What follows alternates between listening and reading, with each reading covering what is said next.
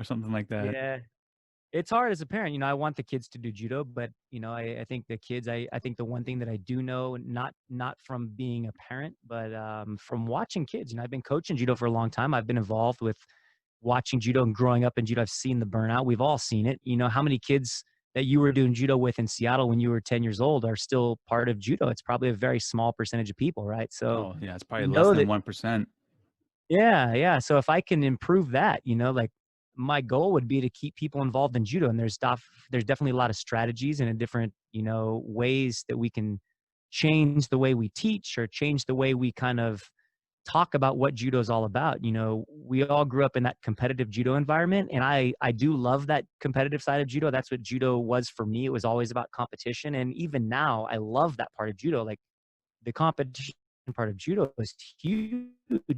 It's honestly what I enjoy the most. But if I can find a way to keep a kid that's not interested in the competition side of things, one is that they stay in judo longer and they find other things that they can gain from judo. Or maybe if you just encourage them, maybe they do become a competitor 3 or 4 years later. But if you make it all about competition, they have some bad experiences and they say, like, judo's not for me. I don't like going to those tournaments. And there's certain clubs that force their kids to go to tournaments and they wonder why they only have 14 kids in the club.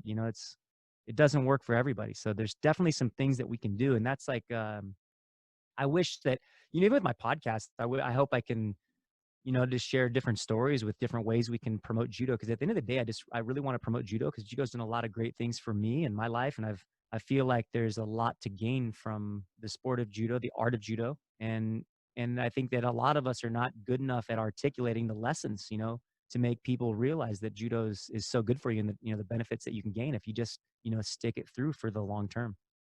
Yeah, your second episode with Aton, is that how you pronounce it?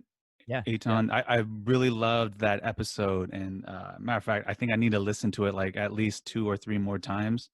But when he had talked about the community aspect of it, right, and even after judo and after your competition, the longevity, um, and he had talked about like how the centurions, people like in Okinawa, that community that you have, and that's what judo brings, Right. to bring people together, to have that communication with one another and building that community, and something that you're doing with your club out there.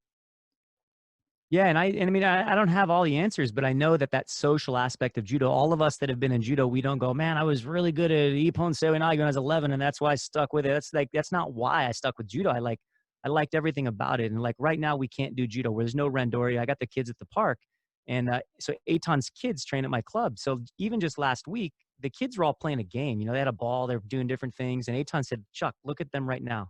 Like most of the parents think they're just goofing off, and they don't realize like the importance of what they're doing is one is it's social. That's a huge part of it. But the other thing is that the dexterity of learning to use their hands and catch a ball and all these different things. If you want your kid to be athletic and healthy, hopefully for me, I'm trying to get you to stick with judo. But if you can, there's so many different things you can do to make the kids understand their bodies more and learn about health. And through judo, we're trying to promote healthy lifestyles and like good, strong citizens. And the health is at the forefront of those ideas. We need to be healthy people, and I think with COVID right now, everyone's kind of stuck indoors and like we have to pitch the idea to these kids like, hey, like your health is all you've got right now. And I think COVID is a perfect example of anything, the communities around the world, especially the American communities, because, I don't know, statistically, we have probably some of the biggest numbers of obesity in our country. And obviously the stats are showing that COVID is hitting that population in a really bad way. So not to say that that's the only reason, but clearly keeping, your health in check is very important. I think COVID is going to bring that out. A lot more people are going to start to really look after their health and not only their physical health, but their mental health. And they're going to try to find activities and communities to be part of. And I think that that's super important. So after that conversation I had with Aton, I looked into those, what do you call the blue zones, right? With all the Right. Centurions, Okinawa, right where you're at is one of those hot spots. And I'm by far, I'm not an expert in that area, but I'm super interested to see, all these different communities and how they're able to thrive. And like, they have these nice, healthy lifestyles. And clearly this whole hustle and bustle of like Silicon Valley where we're at is not the answer, Right.